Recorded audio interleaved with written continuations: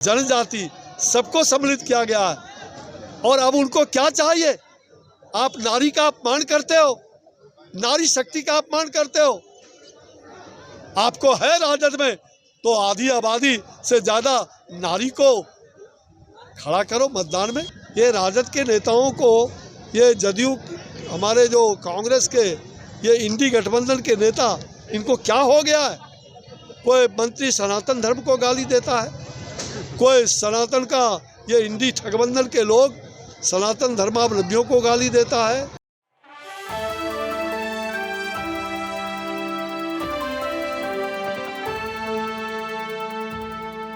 इस प्रकार का बयानबाजी, ये चुनाव आता है तो राजनेता और विशेष करके जो हमारे विपक्ष के नेता हैं, उनका जीभ फड़कने लगता है।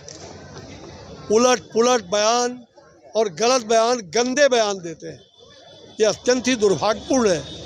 ये देश के लिए राजनीति के जो कार्यकर्ता या नेता हैं, वो संयम बरतें।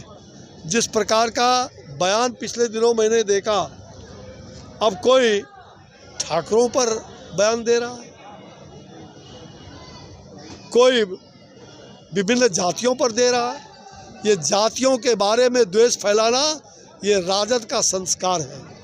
जब चुनाव आता है तो जातियों को जातियों से लड़ाना, जातियों के बीच विद्वेष फैलाना, ये राजद और कांग्रेस, तमाम ये इंडी गठबंधन के लोग सनातन धर्मावलंबियों को गाली देते हैं, हिंदुओं को गाली देते हैं, तुष्टीकरण की नीति अपनाते हैं, मुसलमान भाई बहनों का, जिनको 3 तलाक दिया था, उनको गाली देते हैं। तो मुझे लगता है कि यह जिस प्रकार से बयानबाजी का दौर चला है, मुझे तो आश्चर्य हुआ। ये राजद के नेताओं को, ये जदयू, हमारे जो कांग्रेस के, ये इंडी गठबंधन के नेता, इनको क्या हो गया है?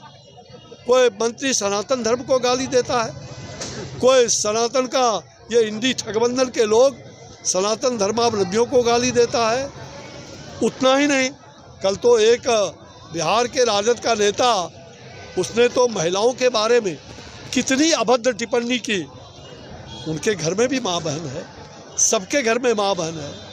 किस माता और बहन को टिप्पणी करते हो? आपने कहा बॉब कट वाले, आपने कहा लिपस्टिक लगाने वाले, आपने कहा कि ये श्रृंगार करने वाली। हर माता बहन श्रृंगार करती हैं, हमारी देवी है। लेकिन महिलाओं के बारे में राजद के नेताओं ने जिस प्रकार से, राजद के नेता, उनको देश से माफ़ी मांगनी चाहिए, मातृशक्ति से।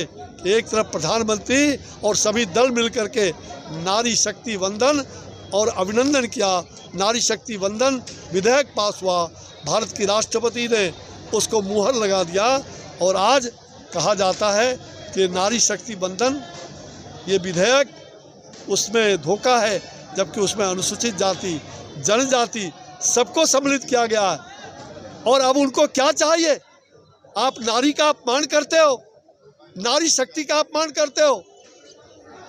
आपको है राजद में तो आधी आबादी से ज्यादा नारी को खड़ा करो मतदान में। जेल से आए लालू जी तो लगातार संरक्षण दे रहे हैं। मुझे लगता है कि इस प्रकार के बयानबाजी पर ये सचमुच में महिलाओं का अपमान नहीं सहेगा हिंदुस्तान, सनातन का अपमान नहीं सहेगा हिंदुस्तान। हर जातियों को जातियों से लड़ाने के लिए जो विद्वेषपूर्ण भावनाएं चुनाव के दौरान फैलाई जा रही है, ऐसे तत्वों से सावधान रहे।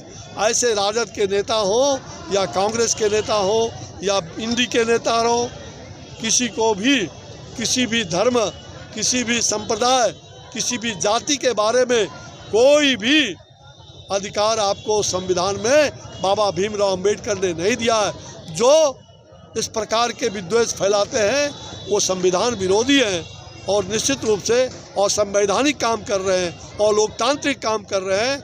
इनको निश्चित रूप में ऐसे सनातन धर्मावलंबी को गाली देने वाले को देश द्रोह की भी संज्ञा देश की जनता